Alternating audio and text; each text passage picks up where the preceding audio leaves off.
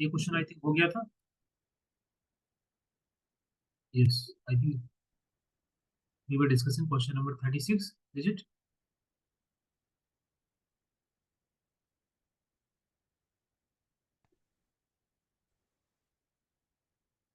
आप लोग daily question practice कर रहे हैं?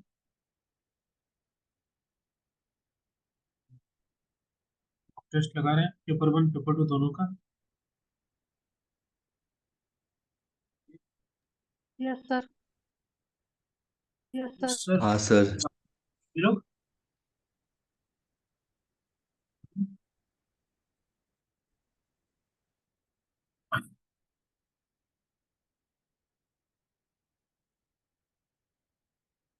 क्वेश्चन नंबर 30 हो गया था। ठीक है, प्रैक्टिस करते रहिए, है ना। अभी तो एग्जाम आने वाला है, तो उससे पहले जो है प्रैक्टिस जरूरी है। काम आ गया है कि आप लगातार प्रैक्टिस करें जितना हो सके, जितना टाइम दे सकते हैं दीजिए, 1 महीने के लिए एटलीस्ट, तो है ना, अच्छे से पढ़ाई करिए। बाकी घूमना फिरना बाद में कर सकते हैं एग्जाम के बाद। अभी डेडिकेटेड होके खूब प्रैक्टिस करो। क्वेश्चन लगाओ पेपर 1 पेपर 2 दोनों के, क्योंकि दोनों ही इंपॉर्टेंट एग्जाम के लिए।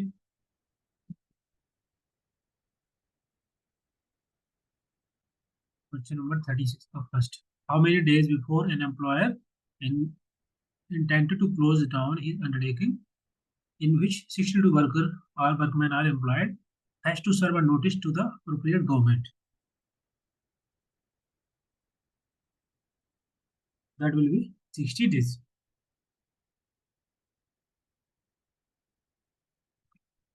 Next question, question number 30. According, मुझे भैया मुझे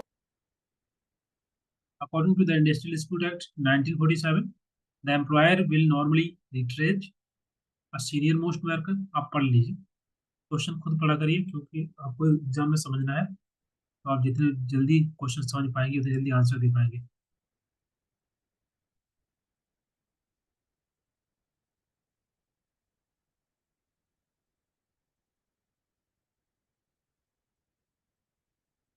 ये जो इंडस्ट्रियल डिस्प्यूट एक्ट 1947 है, यहाँ से जो भी अच्छे क्वेश्चन हो सकते थे वो मैंने सब कंसिडर कर लिए हैं।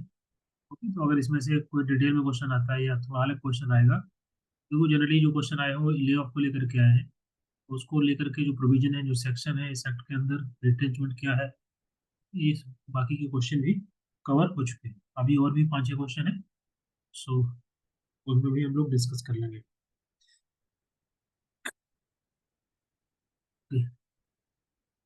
देखो, according to the industrial dispute act 1947, the employer will normally retreats, जो है एम्प्लॉयर है, जो मैनेजर है, जो इंस्टीट्यूट है, मतलब जो संस्था है, कंपनी, वो जो है सबसे पहले किसको रिट्रीज करेगी?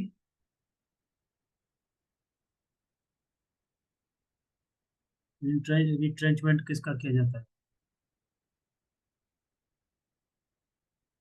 बोलिए, सब लोग आंसर दीजिए क्वेश्चन नंबर 30 का।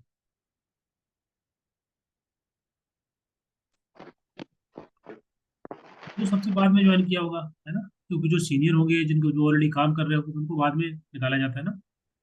जो लोग नए नए ज्वाइन किए होते हैं, तो उनको निकाला जा सकता है। The last person to be employed in the category, C D will be right answer.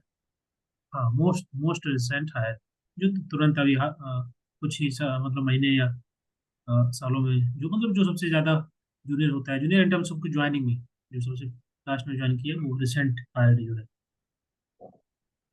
So option number D will be right answer. The last person to be employed in the in that category will be retrenched. Question number 37. Which of the following is the last weapon in the hands of the worker? Workers के हाथ में सबसे last weapon क्या है? इसका भी use करते हैं। Lay off, lockout, closure, strike.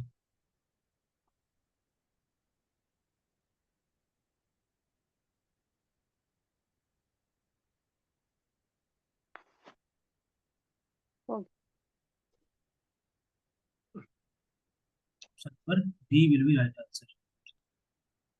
Strike will be right answer. Okay. Mute कर लीजिए।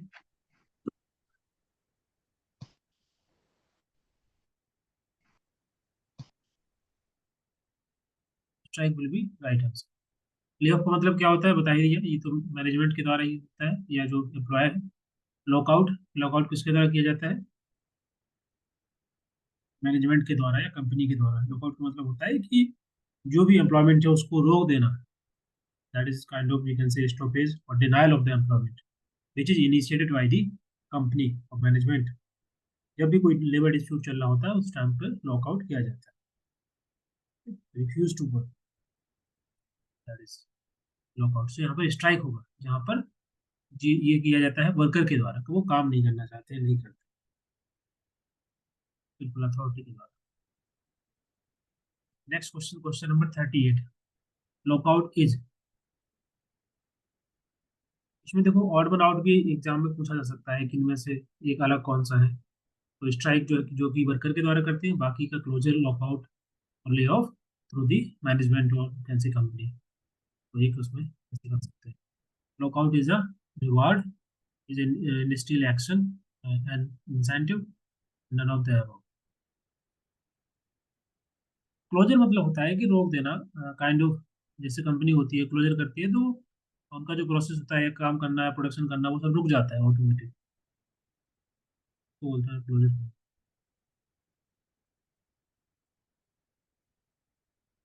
That is initiated by the company. Lockout is a reward industrial action. Easy question है, बी आंसर हो जाए। This is the industrial action, lockout management के द्वारा किया।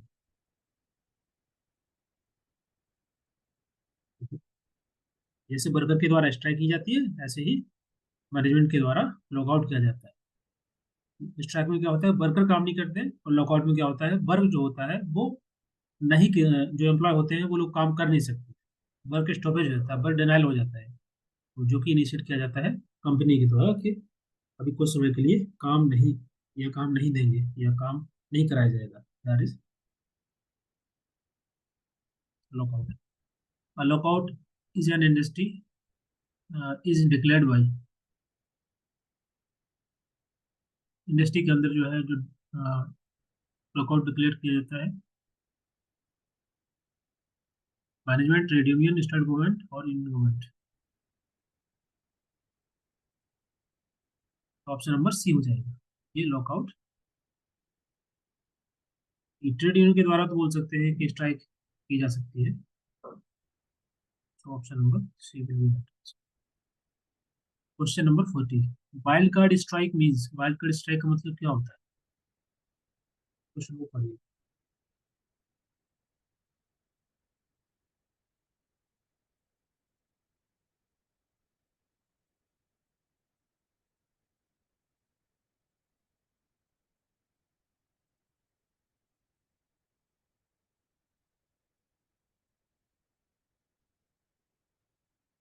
Forty का आकांक्षा ए, बाकी लोग आंसर दीजिए।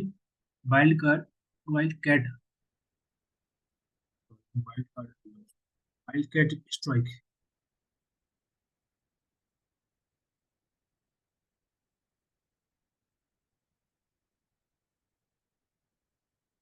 Strike declared with the period notice,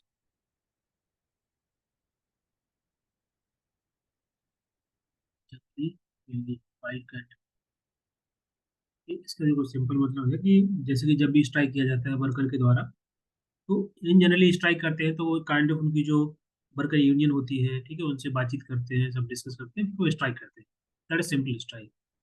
अगर अचानक से स्ट्राइक कर दिया जाए बिना किसी अपना इस तरीके से, बिना किसी बताए, उनका जो यूनियन लीडर होता है, लीडरशिप होती है, अथॉरिटी होती है, तो उनके बिना सपोर्ट के या उनको बोले बिना कुछ वर्कर जो है स्ट्राइक कर देते हैं suddenly, that is called is wild cat strike.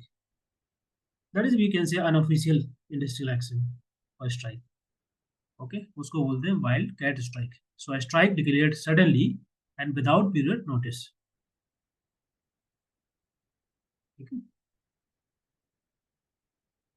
That will be wild cat strike.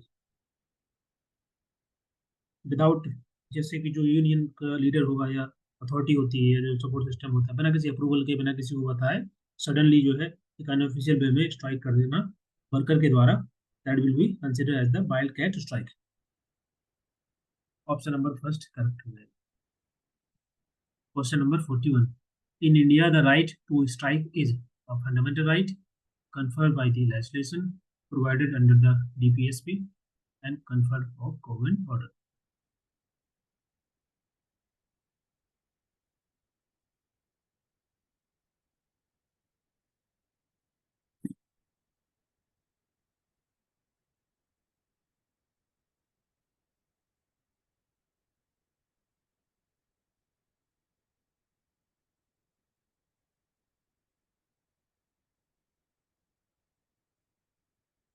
क्या आंसर होगा? कुछ लोग ऑप्शन नंबर फर्स्ट दे रहे हैं, बी दे रहे हैं। देखो, राइट टू स्ट्राइक किस में आएगा? राइट टू प्रोटेस्ट आता है आपका फंडामेंटल राइट। कि प्रोटेस्ट करने का अधिकार जो होता है, that is come under article 19 of Indian constitution.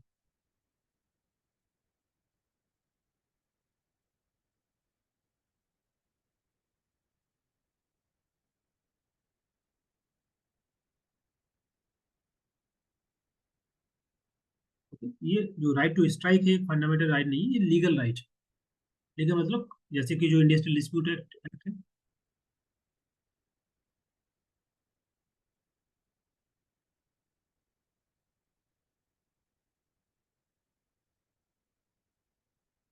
Okay, उसके अंदर प्रोविजन है, उसमें मेंशन किया गया है राइट टू स्ट्राइक को। ओके, स्ट्राइक का मतलब होता है कि टेम्पररी बेसिस पे काम को रोक देना। ग्रुप के द्वारा जो कि वहाँ पर काम कर रहा है, उनकी कुछ डिमांड होती है, उसको लेकर के स्ट्राइक किया जाता है। So that is mention in the industrial dispute act. So this is the legislation, कानून। कानून में प्रावधान है इस एक्ट के अंदर, that is conferred by the legislation. Fundamental is not fundamental right, fundamental is the right to protest, this article under 19।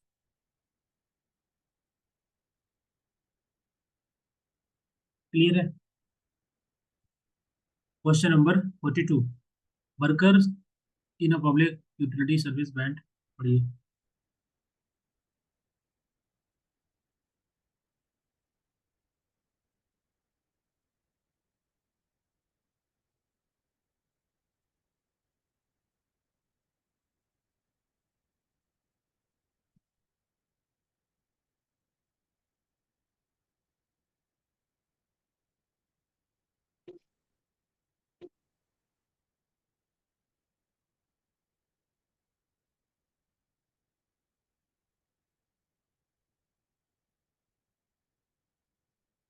42 का क्या आंसर होगा? देखिए, इस क्वेश्चन में लिखा हुआ है कि workers in the public utility कहीं पर काम कर रहे हैं, band to earn illegal strike without giving any notice, बिना किसी नोटिस के इन्होंने एक इलीगल स्ट्राइक कर दी है। सून आफ्टर देर आफ्टर, उसके बाद जो है एम्प्लॉयर कंपनी के द्वारा आल्सो उन्होंने भी कोई किसी प्रकार का नोटिस नहीं दिया, उन्होंने भी एक लॉकआउट कर दिया है। तो इस लॉकआउट को हम क्या बोलेंगे? ये आपका लीगल, ये बोल सकते हैं कि लॉकआउट हो, उसको इलीगल नहीं बोलेंगे, क्योंकि इसके पहले जो है स्ट्राइक किया गया है, मतलब वर्कर के द्वारा। ओके, इलीगल स्ट्राइक थी, तो उसके एवज में उन्होंने लॉकआउट किया है, तो वो आपका लीगल कहलाएगा। That is come under section 43 clause 3, sorry 40, section 24। इसका मतलब ये हुआ कि अगर मान लीजिए वर्कर के द्वारा इलीगल स्ट्राइक की जाती है, बिना नोटिस जारी किए ऐसे ही स्ट्राइक कर दी जाती है, और फिर एम्प्लॉयर के द्वारा, कंपनी के द्वारा भी उसी के बाद अगर उन्होंने लॉकआउट कर दिया बिना किसी नोटिस की, बिना किसी घोषणा की, तो वो एज ए लीगली कंसिडर होगा। इलीगल जब माना जाएगा जब, लेकिन सर ये इलीगल स्ट्राइक किसको बोला जाएगा? इलीगल स्ट्राइक है इलीगल लॉकआउट,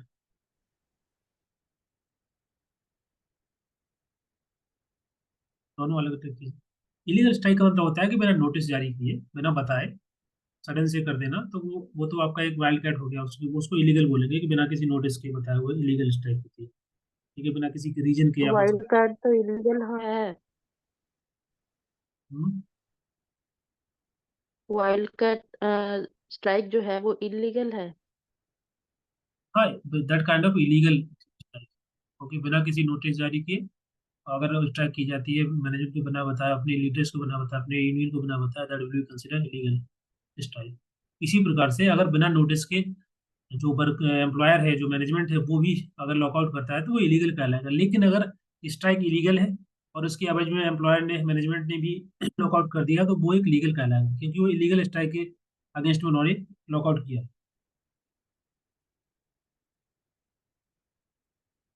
सर लॉकआउट में क्या, लॉकआउट का मतलब होता है काम ना देना। जैसे कि एक होता है स्ट्राइक, मतलब जो वर्कर काम खुद नहीं करना चाहते हैं, करेंगे नहीं, दैट इज स्ट्राइक, वो नहीं करना चाहते काम। लॉकआउट का मतलब होता है कि मैनेजमेंट बोल देता है काम नहीं है, अभी काम नहीं, मतलब अलाउ नहीं करेंगे लोगों को कंपनी के अंदर आने के लिए, कि कुछ काम नहीं है या काम नहीं करने देंगे, that will be called lockout. ठीक है। तो इलीगल स्ट्राइक के एवज में अगर वो लॉकआउट करते हैं तो वो आपका लीगल लॉकआउट होगा, चाहे वो नोटिस जारी करे या ना करे। वैसे ही इसमें लिखा है कि विदाउट गिविंग एनी नोटिस, तो that will of course consider as the legal. ठीक है। अगर स्ट्राइक लीगल नहीं होती है, स्ट्राइक नहीं होती है और वो लॉकआउट कर देते बिना किसी नोटिस के, that will consider as a illegal lockout. ठीक है।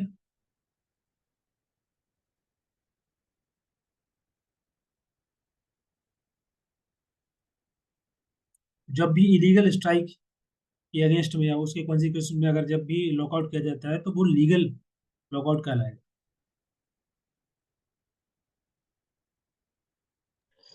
सर और यदि कंपनी बंद होता है तो उसको क्या बोलेंगे? नहीं बंद होना, वो तो क्लोजर हो जाएगा ना company.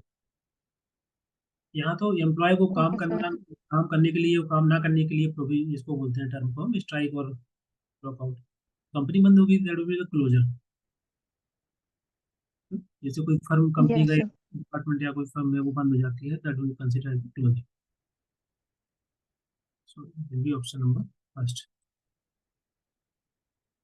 Next question, question number 43। General provisions regarding lay off are given in Indian distribution act 1947 in it's.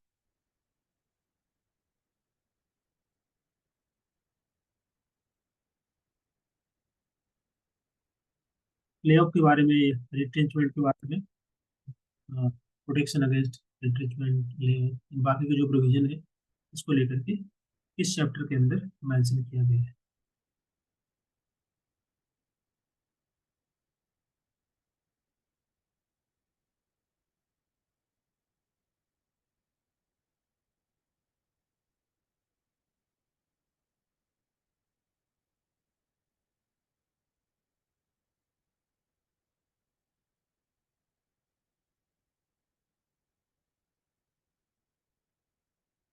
Chapter 5A, 5B, 6 and 7, क्या आंसर होगा उसे?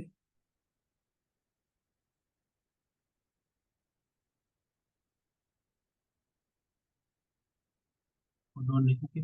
चैप्टर 5A होगा राइट आंसर। इसके इसमें इस के चैप्टर के अंदर जो प्रोविजन है वो बात करते हैं बेसिकली रिट्रेंचमेंट और ले ऑफ को लेकर के, जितने भी प्रोविजन है वो इसके अंदर है, सेक्शन 5A के में। फिफ्थ बी ही दोनों ही मतलब चैप्टर 5 के अंदर आएंगे। तो जो प्रोविजन है कुछ एक ही जैसे, मतलब 5B में जनरली जो की जो परमिशन ली जाती है, दी जाती है, जो अप्रोप्रिएट गवर्नमेंट से ले ऑफ करना है या डिस्प्यूट या क्लोजर करना है कंपनी का, या रिट्रेच करना है, तो उसके लेकर के कब नोटिस देना है गवर्नमेंट को, वो सभी प्रोविजन आपके सेक्शन, सॉरी, चैप्टर 5B में आएगा।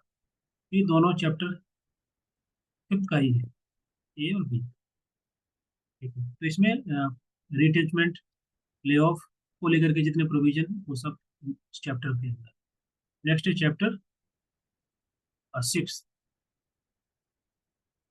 इसके अंदर पेनाल्टी फॉर इलीगल स्ट्राइक, अगर स्ट्राइक कर दी है, अगर इलीगल स्ट्राइक है या इलीगल लॉकआउट किया गया है तो उसमें क्या क्या पेनल्टी हो सकती है, या अदर काइंड ऑफ कोई ऑफेंस किया जा रहा है तो उसमें क्या क्या पेनल्टी होगी, वो सब प्रोविजन आपके चैप्टर 6 के अंदर है।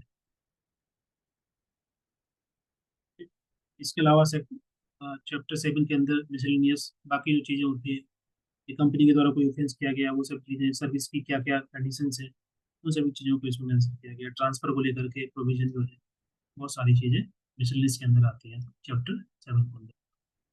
आपको रिटेंचमेंट एंड लेआउट को लेकर के जो प्रोविजन है वो आपके चैप्टर 5 के अंदर।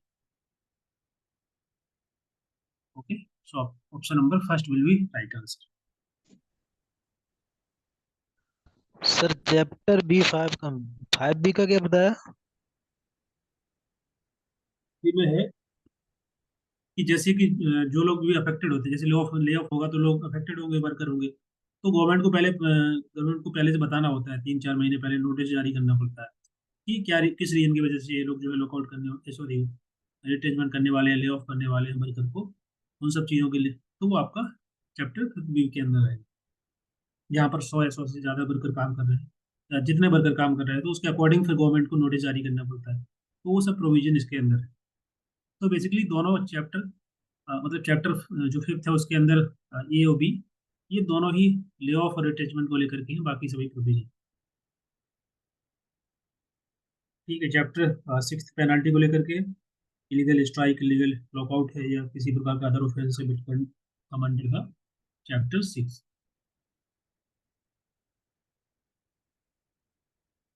ओके।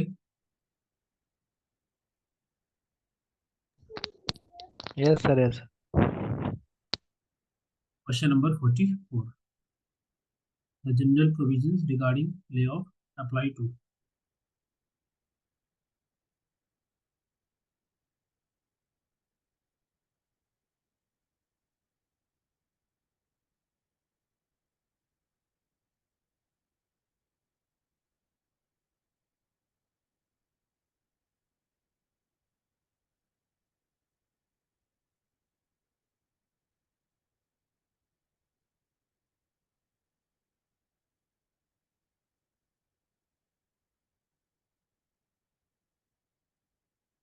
ये क्वेश्चन क्या आंसर होगा?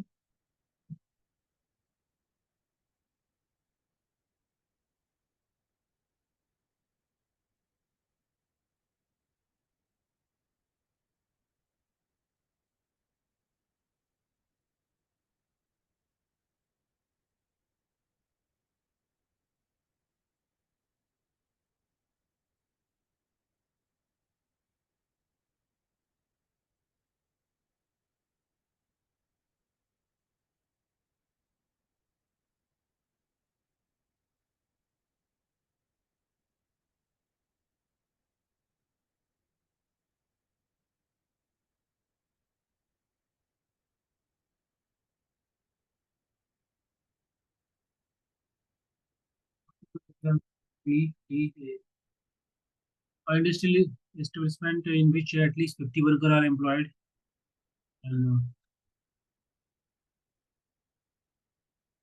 and which are not of the seasonal character, मतलब सीजनल वर्कर नहीं है, वो पूरा लगातार काम कर रहे हैं, कंटिन्यूस रेगुलर जॉब है।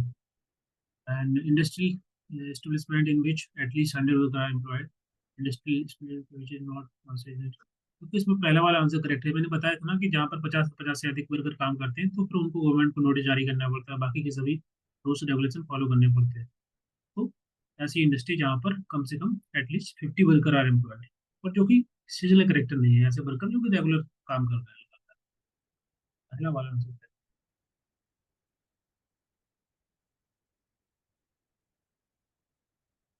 जो इंडस्ट्री जहाँ पर कम काम करते हैं, 50 से कम है, तो वहाँ पर जो प्रोविजन होते हैं या जो लो होते हैं, कानून होते हैं, प्रोविजन ले ऑफ के रिगार्डिंग अप्लाई नहीं होते।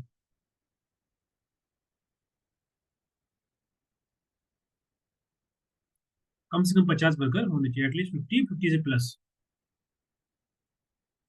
फर्स्ट वाला आंसर करेक्ट हो जाएगा। सभी को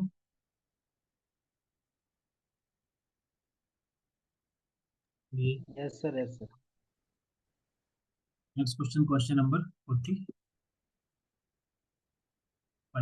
Whenever a workman is laid off under the Industrial Dispute Act, the employer will pay him layoff compensation which will be equivalent to, कितना layoff compensation पे करना पड़ता है अंडर दिस एक्ट अगर layoff किया जाता है वर्कर को?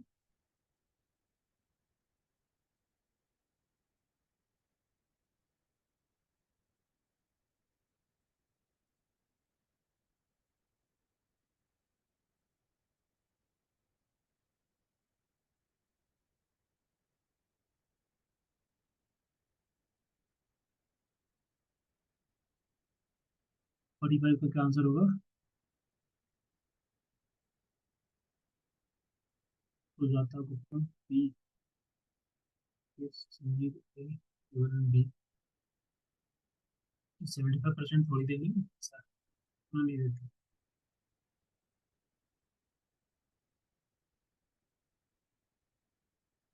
Under section 25C in industrial dispute act,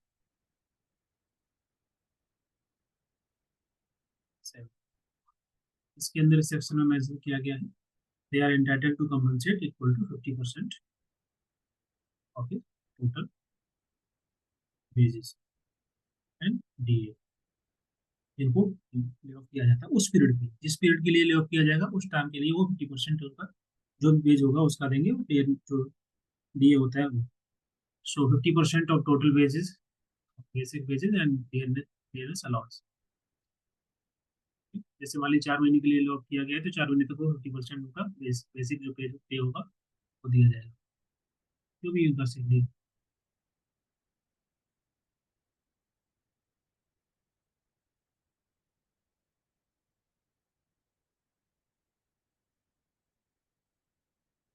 clear है? बोलिए।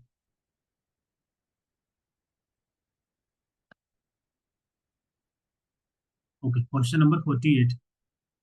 period permission of the government shall not be necessary in layoff if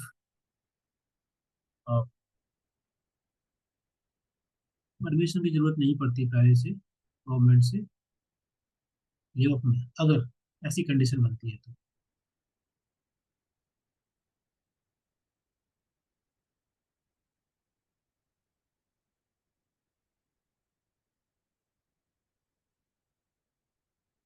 such layoff is due to shortage of power, power नहीं है electricity, या natural calamity हो गया, अचानक से कोई घटना हो जाती है, फ्लड, फायर, या किसी गैस एक्सप्लोजन होता है, तो इस केस में लेऑफ में पहले से गवर्नमेंट को प्रोप्रिएट परमिशन लेने की जरूरत नहीं होती, देने की नहीं होती। तो option number D will be right answer. ठीक है, इजी क्वेश्चन है। Next question, question number 49। The maximum period for which worker can be laid off during any period of 12 month.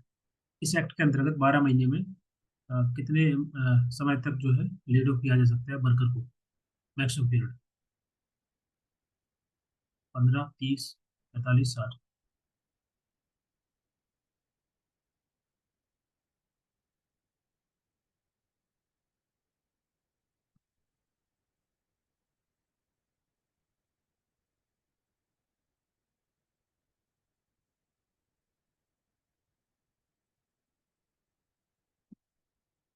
Sanjeev Kumar, सी,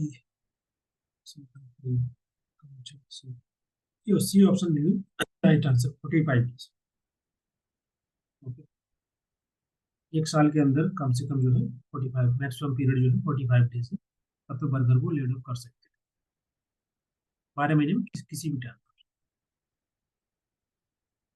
ठीक है, यहाँ तक क्लियर है? तो जो जो बेसिक क्वेश्चन थे, जो क्वेश्चन बन सकते हैं, या अगर मान लीजिए कुछ नया क्वेश्चन देना चाहें तो इसको लेकर के, तो ये सभी इतने सारे क्वेश्चन, 15 क्वेश्चन होंगे लोगों, इसको कवर हो जाए, एक बार देख लेना दोबारा। टफ नहीं है, बस कुछ नए नए क्वेश्चन तो लग रहे होंगे।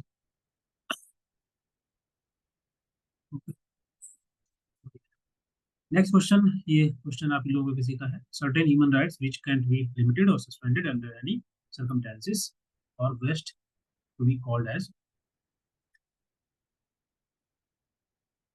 अच्छा, इससे पहले एक क्वेश्चन इसमें ऐड कर देना, हाँ नोट्स में मैं ऐड कर दूंगा, ठीक है उसको, या फिर अलग से मैं पीडीएफ शेयर कर दूंगा, है ना, वो क्वेश्चन का, ये जो एक्ट वाले question, sorry industrial dispute act question. Okay, इसके साथ साथ एक क्वेश्चन और भी है कि what is reverse discrimination? Anybody? Reverse discrimination क्या होता है?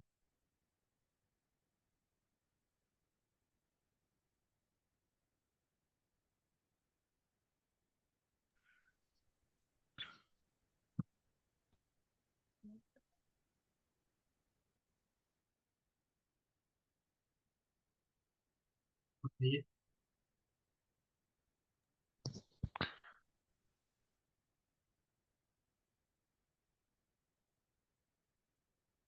Even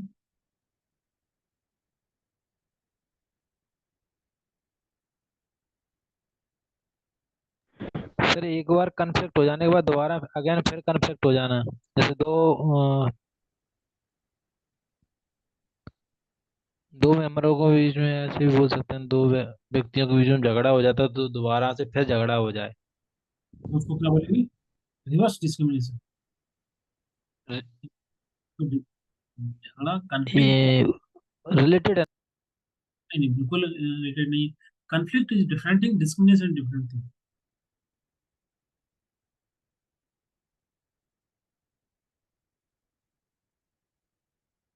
discrimination against members, members it's okay. Members मतलब किस प्रकार से? रिवर्स डिस्क्रिमिनेशन कैसे होगा?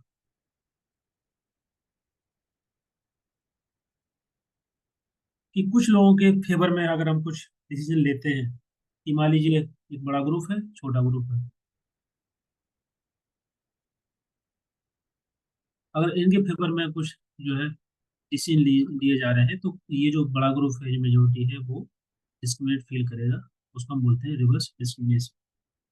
ओके। ये जैसे मान लीजिए हायरिंग के अंदर अ, उसमें मान लीजिए 70% महिलाओं को लिया जा रहा है, तो that that will consider as the reverse discrimination. कोई भी हो सकता है, दैट कुड बी नॉट, जैसे फॉर एग्जांपल हायरिंग हो रही है, उसमें बोल दिया कि जिनकी उम्र 40 ईयर है, 40 प्लस है, ओके, उन लोगों को मौका नहीं मिलेगा, तो that will be consider the reverse discrimination. कि क्योंकि जो 40 से उनको ज्यादा मौका मिल रहा है और जो कि 40 है उनको मौका नहीं दिया जा रहा है, तो किसी प्रकार का फेवर किसी ग्रुप के प्रति, ओके, उसको हम बोलते हैं रिवर्स डिस्क्रिमिनेशन।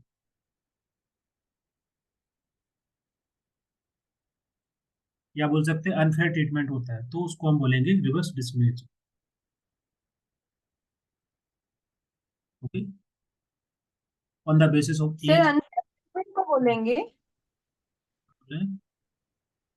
अनफेयर ट्रीटमेंट को बोलेंगे रिटर्न डिस्क्रिमिनेशन।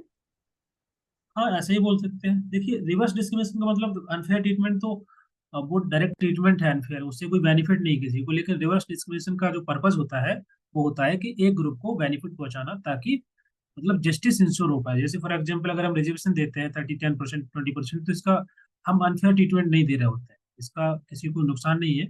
जैसे कि जो मान लीजिए कि जिनको 10% डिस्काउंट मिल रहा है, तो कहीं ना कहीं वो वल्नरेबल है, इसलिए उनको रिजर्वेशन दिया जाता है या किसी प्रकार का बेनिफिट दिया जाता है, ताकि वो डिस्क्रिमिनेशन रिवर्स कहलाता है, ताकि वो बराबर इक्वालिटी हो पाए, सब बराबर किया। जैसे कि मान लीजिए किसी भी पोस्ट पर, ओके, डिफरेंट कैटेगरी में रिजर्वेशन होता है, या किसी को एज के आधार पे या जेंडर के आधार पर फेवर किया जाता है, तो उसका फोकस यही रहता है कि सब बराबर पाए, इक्वल हो, इसलिए डिस्क्रिमिनेशन किया जाता है, तो वो रिवर्स डिस्क्रिमिनेशन हम बोल सकते हैं। उसमें क्या होता है कि जो मेजोरिटी होते हैं या जो लोग उसमें है नहीं, तो वो डिस्क्रिमिनेट फील करते हैं, दे एक्सपीरियंस डिस्क्रिमिनेशन, लेकिन that is in the favour of one group. ठीक है। जैसे हायरिंग के टाइम पे जेंडर के बेसिस पे या एज के बेसिस पे अगर लोगों को लिया जाता है, तो वो कहलाएगा आपका रिवर्स डिस्क्रिमिनेशन, कि एक ग्रुप को बेनिफिट है उसका, दूसरे को नहीं है। लेकिन उनको जरूरत भी नहीं, मतलब जरूरत है, लेकिन बोल सकते हैं कि उनको बराबर लाने के लिए एक ग्रुप को बेनिफिट प्रोवाइड किए जाते हैं, तो उसको बोलेंगे रिवर्स डिस्क्रिमिनेशन। समझ में आ रहा है?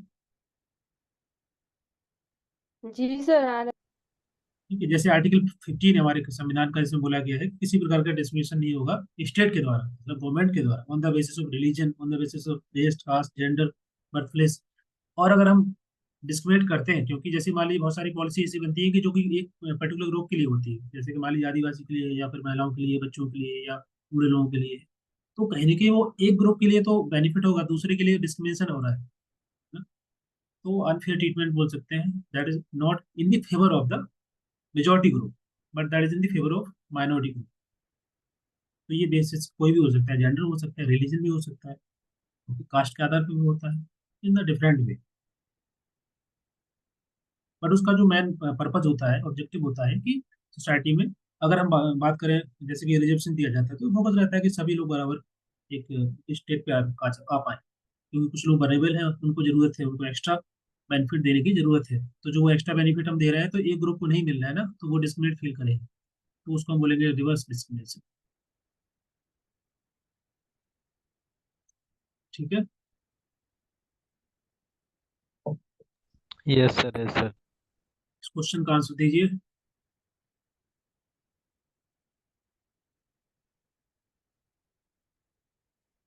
derogable rights, non derogable right, negative rights and positive rights।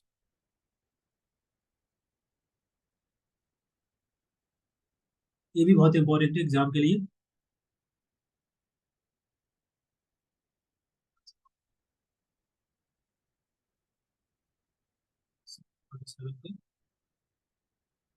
B okay, A okay. ऐसे rights that can be suspended and limited any under any circumstances, किसी भी जो है सर्कमस्टेंसेस के अंतर्गत ये प्रकार के जो अधिकार होते हैं वो उनको हम सस्पेंड नहीं कर सकते या लिमिटेड नहीं कर सकते हैं। People they have the right to enjoy this kind of rights. तो उनको हम बोलते हैं ऑप्शन नंबर। सब लोग आंसर दीजिए।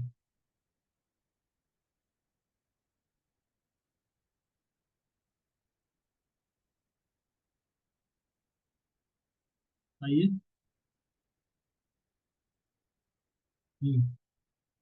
तो राइट आंसर होगा आपका नॉन डेरोगेबल राइट।